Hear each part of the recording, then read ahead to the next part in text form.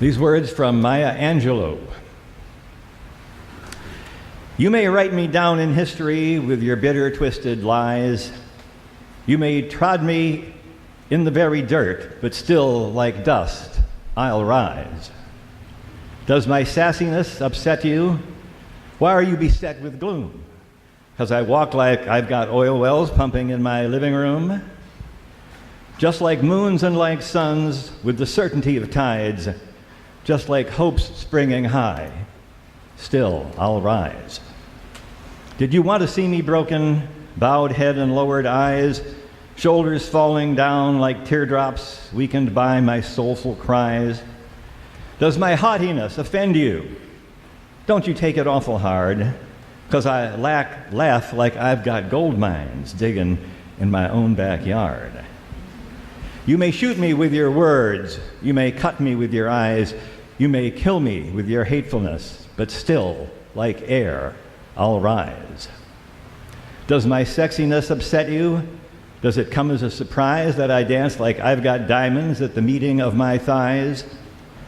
Out of the huts of history's shame, I rise. Up from a past that's rooted in pain, I rise. I'm a black ocean leaping and wide, welling and swelling, I bear in the tide. Leaving behind nights of terror and fear, I rise. Into a daybreak that's wondrously clear, I rise.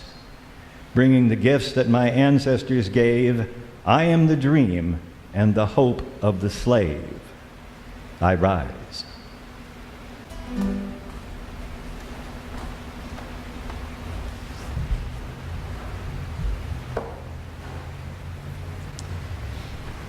There was once an old woman who went every day down to the stream to fetch water.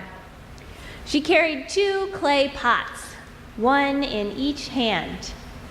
The pot in her left hand was shiny and new, and it didn't have any cracks or flaws at all.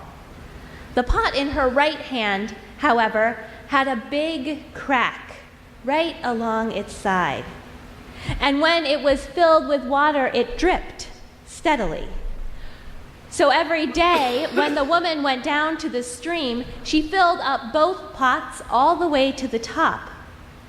But by the time she got back home, she only had a pot and a half of water left. That cracked pot had dripped, dripped, dripped all the way home, and half the water had escaped. The cracked pot felt bad that it couldn't carry water as well as it used to. It looked over at the shiny new pot, and it was jealous. It felt guilty that the old woman was working so hard lugging water, and it couldn't even do its job properly anymore. The cracked pot was ashamed of its imperfections and wondered if it was worth anything. Finally, one day, the cracked pot couldn't take it any longer, and because in this story, pots can talk, when the woman set the pots down by the stream, the cracked pot spoke up and said, "I'm so sorry that I have failed you all these years." "What do you mean?" said the old woman. "I can't even carry water properly anymore," said the cracked pot. "What good is a water pot that can't carry water?"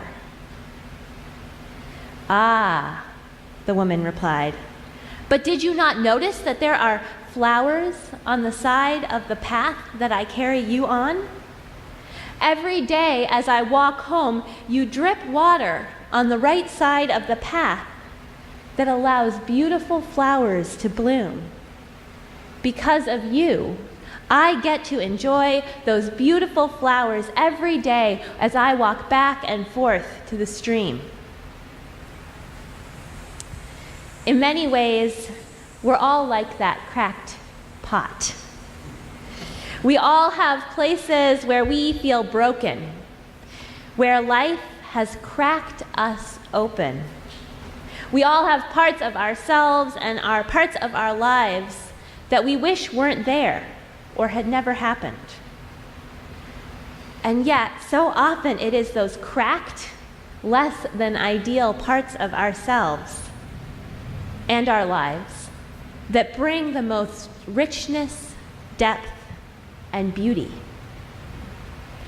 The cracked pot story always reminds me of the ancient way of mending bowls in Japan. When a bowl would break, rather than throwing it away or mending it in such a way that you couldn't see where that break had happened, the cracks and breaks were filled with gold. So a bowl that had been around the block a few times, that had suffered a few falls, would be filled with beautiful gold lines. And it was actually those cracked bowls that were the most beautiful of all. Rather than hiding or covering up the cracks, they were made more visible. It's the opposite of what most of us would like to do with the hard parts of our lives, right? Many of us would prefer to forget our challenges, to sweep them under the rug or set them aside too quickly, forgetting that even the most difficult things in our lives are a part of what makes us who we are.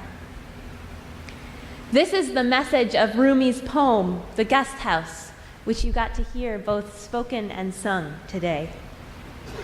As he considers the many experiences and emotions that are a part of human existence, he says, welcome and entertain them all. Welcome and entertain them all. This message was transformative for me the first time I heard it. At the time, I was dealing with 2 years of repressed grief, and the invitation to welcome and entertain that grief was not something that had necessarily occurred to me.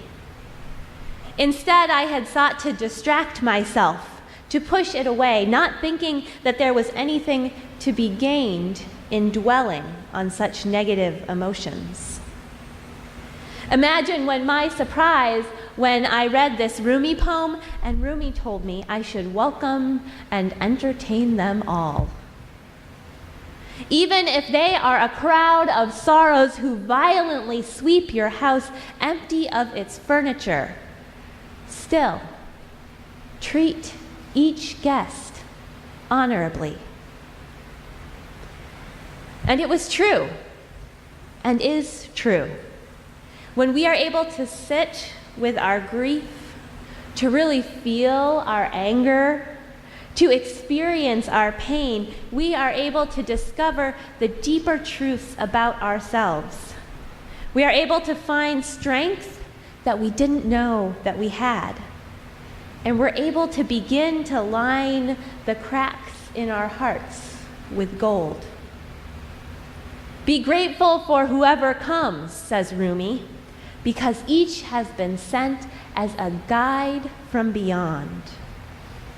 If we open our hearts, broken as they might be, we can be transformed by our challenges. Out of pain, out of anger, out of grief, we grow, just like those flowers that sprang up on the right side of the path from the drip, drip, dripping of that cracked pot. But this idea of welcoming everything as if it is a spiritual teacher has its flaws. There are ways in which such notions can veer into less helpful theological realms.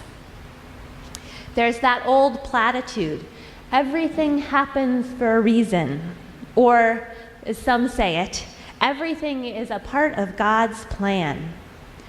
Both of which are not too different from Rumi's suggestion that that crowd of sorrows who violently sweep your house may be clearing you out for some new delight.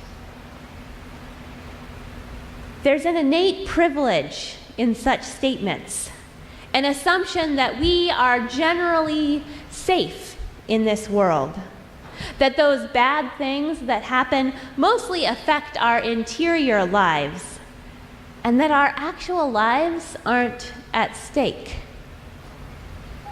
For hundreds of years now, such statements have been used as tools of oppression. Africans were enslaved by white Europeans and Americans. Women have been denied power by our churches and governments. Homes and lands have been stolen from black and brown people around the world, all because it was said to be a part of God's plan. One was supposed to accept, perhaps even welcome, our theme for this month, their lot in life, their place in the world. In this light, the statement, welcome and entertain them all, takes on a whole different kind of meaning. Now, luckily, we have progressed beyond such blatant oppression as the examples I just gave, but the remnants of each of these stories and more remain. And those remnants are not things that anyone should be asked to welcome and entertain.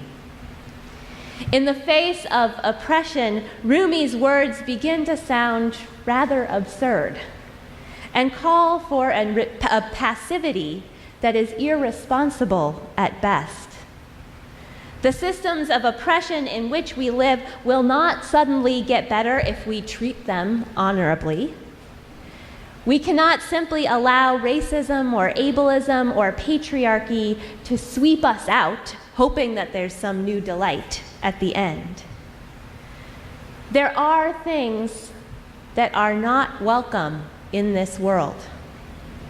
There are systems that we need to eradicate, not make space to understand. And so there are times to welcome, but there are also times to resist. There are times when we need to give those negative experiences in our lives the space and time they need for true healing to take place. We know the truth of that. And there are times when we are asked to put up with a world that is not as it should be, and we must say no. And that's exactly what Maya Angelou is doing in her poem, Still I Rise. She writes, "You may write me down in history with your bitter, twisted lies. You may trod me in the very dirt, but still like dust I'll rise." This is not a poem about welcoming. This is a poem about resistance. As a black woman, Angelou declares from the very first stanza that she is not going to accept oppression as her lot in life. She may greet oppression at the door laughing. That seems to be the tone of the poem. But it will be just before she slams that door shut. There's power in both of these poems. There is truth in both of these ways of approaching the world. There are moments in our lives where we need the wisdom of Rumi, the wisdom to make space for pain, anger, and grief, to welcome and entertain them all. And there are moments when we need the wisdom of Maya Angelou, the wisdom to rise up and resist, to shut the door on oppression. Our work, then, is to know how to do both.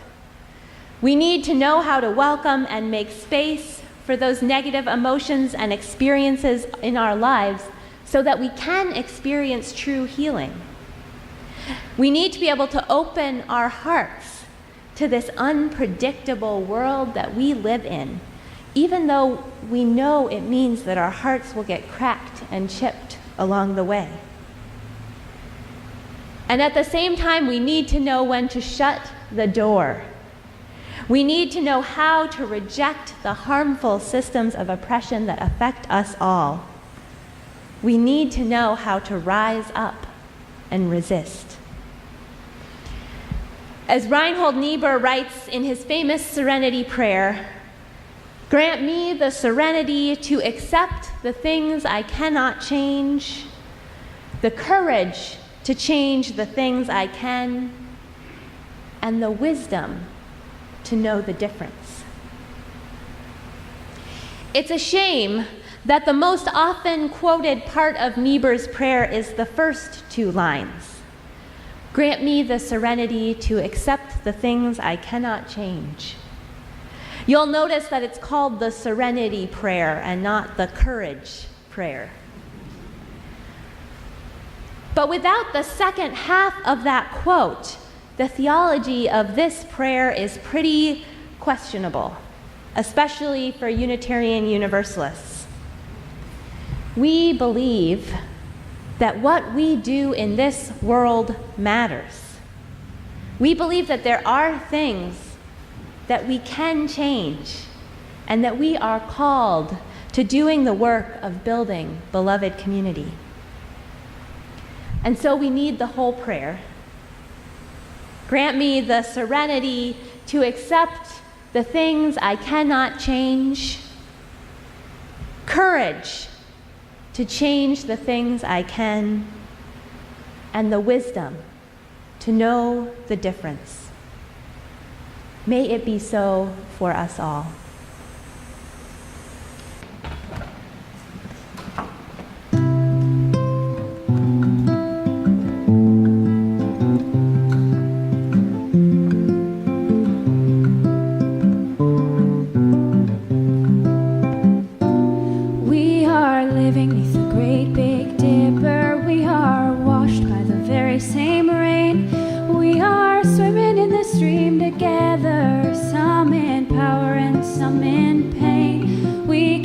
Worship this ground we walk on, cherishing the beings that we live beside.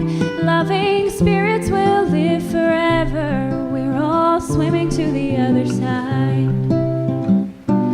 I am alone and I am searching, hungering for answers in my time. I am balanced at the brink of wisdom. I'm impatient to receive a sign. I move forward with my senses open. Imperfection, it be my crime. In humility, I will listen. We're all swimming to the other side.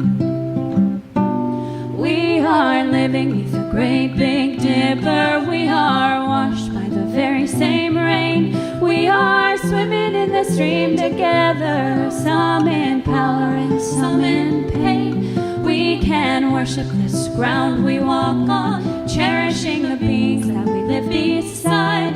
Loving spirits will live forever. We're all swimming to the other side.